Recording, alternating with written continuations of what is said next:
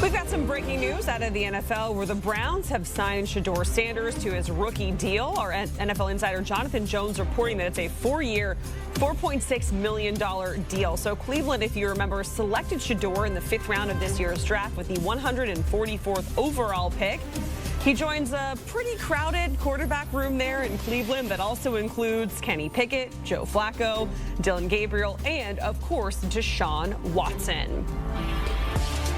So let's welcome on our lead NFL insider, Jonathan Jones, here to discuss a lot going on there in Cleveland, JJ, where OTAs are about to get underway. Shedeur signs that rookie deal, and now there's, 5 quarterbacks in that room on their roster. So what can you tell us about the latest of said quarterback room in Cleveland?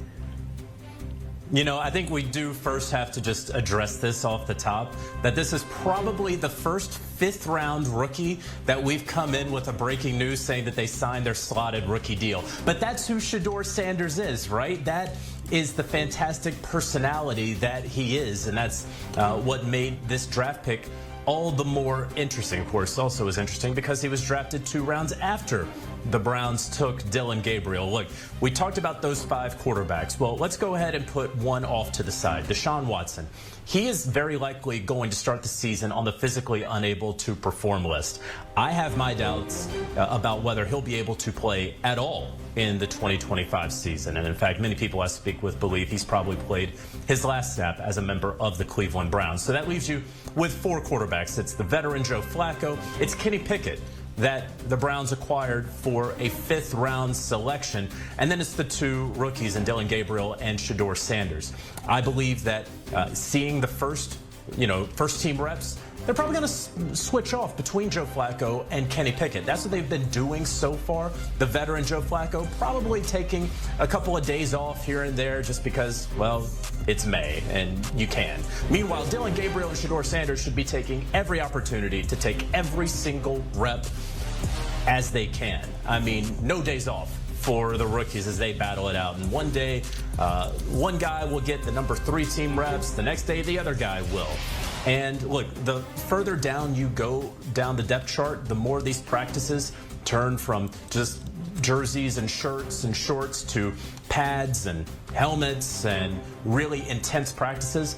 The fewer team reps these guys are going to be allowed to get. So every rep, once you get into July, into August, is going to be incredibly important. But for right now, both of these guys, Dillon Gabriel and Shedeur Sanders, they're getting the feel of things. And then when we start to see these joint practices, these preseason games, and real team drills, the Browns offense going up against the Browns first team defense, the quarterback competition is very much going to reveal itself. And lastly, I'll just say this. I highly, highly, highly doubt that the Browns are going to have 4 quarterbacks on their roster, their 53-man roster, once week 1 gets here. I don't think they're going to cut Dillon Gabriel or Shedeur Sanders or risk them potentially being poached off the practice squad. And so that means what happens with a Kenny Pickett or a Joe Flacco?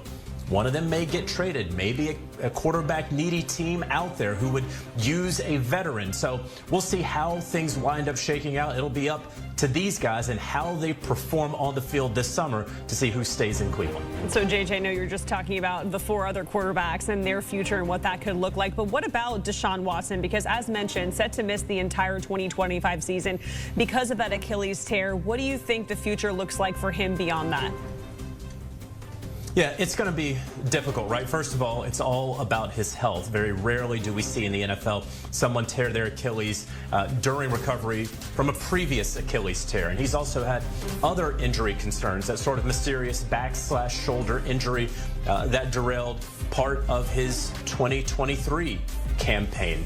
And so you've had a slip in play ever since his final season in Houston. You've had a number of injuries, significant injuries that have mounted. You have obviously the trade for, the acquisition of, and the contract to Deshaun Watson that has been panned publicly over the years. And lastly, of course, the couple dozen allegations of sexual misconduct that he was never charged with. Grand juries declined to indict him. Ultimately, will a team, if and when the Browns do part ways with Deshaun Watson after the 2025 season, will a team be willing to take him on? All of those questions will have to be answered by a team, or will we have seen the last of Deshaun Watson in the NFL? Certainly, he is working hard to get himself back into shape. We see the videos that he's been putting out there. But again, while nothing's certain, it does not feel as though he's going to be able to play for the Browns in 2025. JJ, we certainly appreciate it. Talking about the Browns quarterback room and, of course, as it pertains to Shedeur Sanders signing that rookie deal. Here's the Browns schedule. They kick things off with the Battle of Ohio against the Bengals.